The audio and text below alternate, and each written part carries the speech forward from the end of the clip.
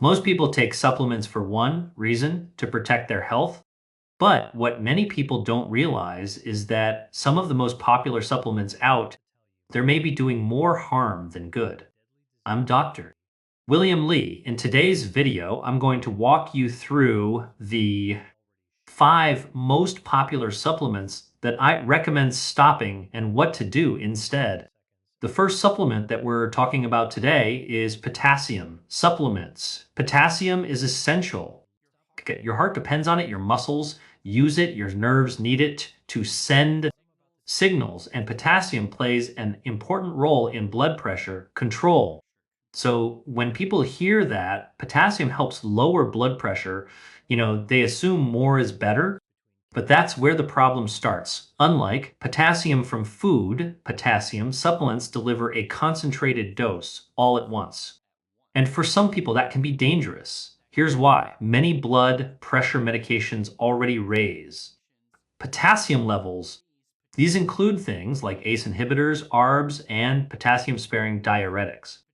If someone has a potassium supplement on top of one of these medications, potassium levels can raise too high.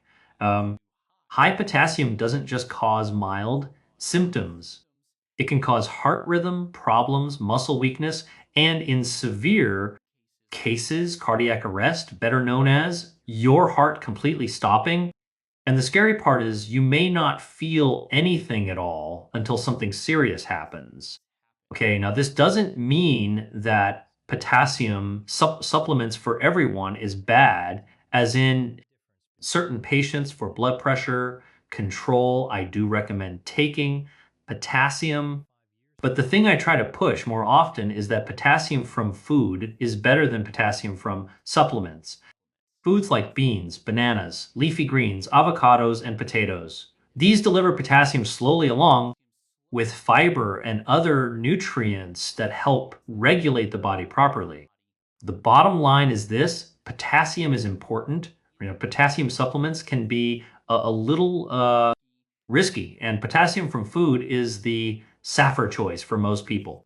This is the one supplement that I always want to see patients' labs before recommending. Okay, now, potassium isn't the only mineral that people tend to overdo. Let's talk about the one that's been recommended for decades, and that is calcium. Calcium is vital. Your bones store it, your heart uses it to beat, and your muscles use it to contract.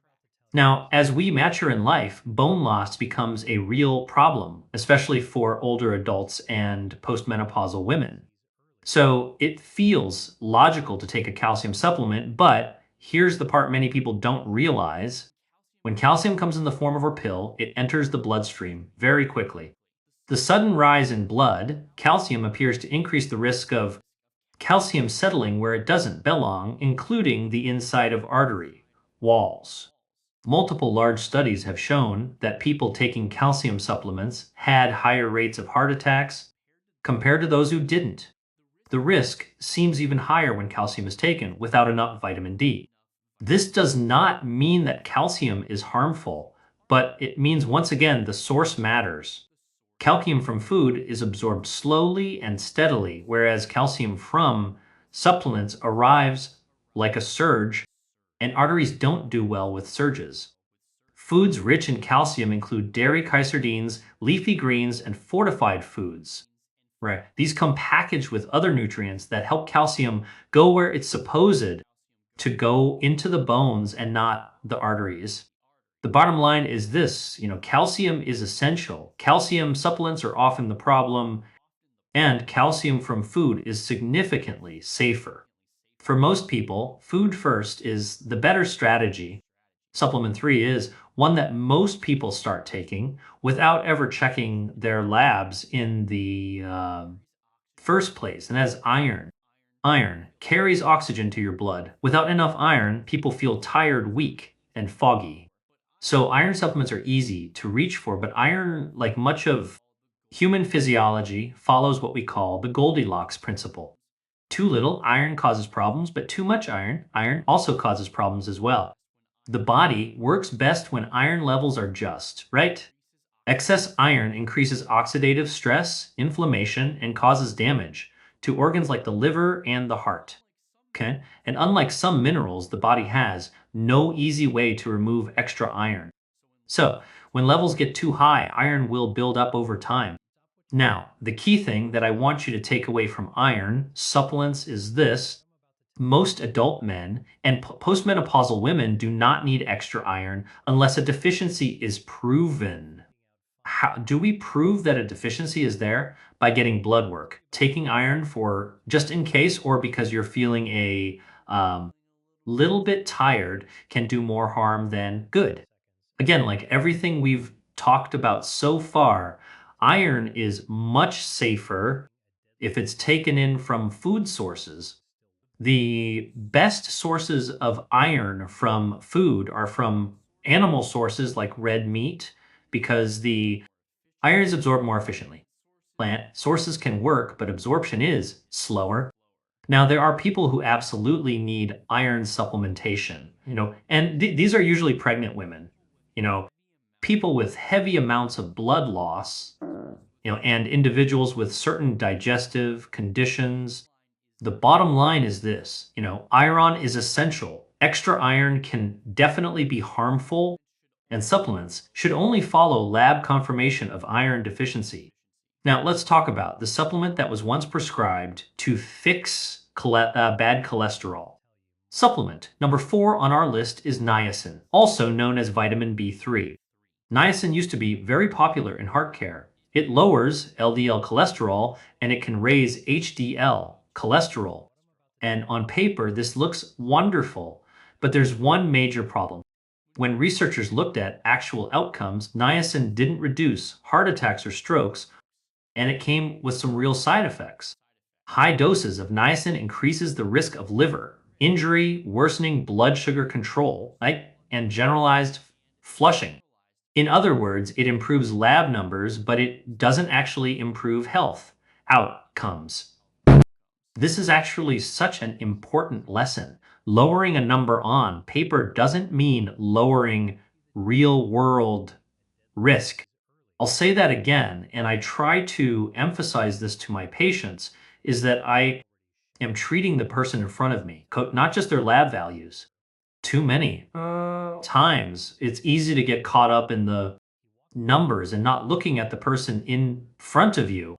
Today, niacin is rarely recommended for cardiovascular concerns. For most people, it adds risk without much benefit. The bottom line is this, niacin changes cholesterol numbers, but it does not improve real world outcomes. The risks often outweigh the benefits. And finally, let's talk about the fifth most popular supplement that I see and often tell patients to stop, and that is turmeric or curcumin. Turmeric has become one of the most popular supplements for longevity and joint health. It's often promoted as a powerful anti inflammatory agent, a protector against aging, and a natural way to support the heart and the brain. And the idea sounds great. Less inflammation should mean better health outcomes. But when we look closely at human research, the story gets a bit more complicated. Okay, while turmeric from food is safe and traditional, high doses of curcumin, supplements, which is the active ingredient in turmeric, don't always act the way that people expect. In some studies, large doses of curcumin appear to blunt the body's natural stress resulfate. And this matters because a little stress is how the body actually gets stronger. Exercise works by creating small amounts of stress that signal cells to repair, adapt, and become more resilient. High doses of antioxidant supplements can block that signal. In other words, you may be canceling out part of the benefit of exercise, especially strength training and cardiovascular training, without realizing it. Now, there's also another concern with curcumin. These supplements can interact with certain blood thinning medications, affect liver enzymes, and cause significant nausea and digestion upset at higher doses. And despite all the hype, we don't actually have good evidence that curcumin supplements extend lifespan, prevent heart disease, or meaningfully improve long-term health outcomes. If you want to use turmeric as a spice food, that's totally fine. But if you want to take high doses of curcumin every day, that's not as harmless as it sounds. The bottom line is this: turmeric supplements don't reliably deliver longevity benefits. High doses may interfere with exercise, adaptation, and food sources are safer. Where supplements deserve caution. Healthy aging doesn't come from blocking every stress signal possible. It comes from letting the body adapt the way it was designed to. Finally, the simple believe anything, but the prudent give thought to their steps. This is from the book of Proverbs, chapter 14, verse 15.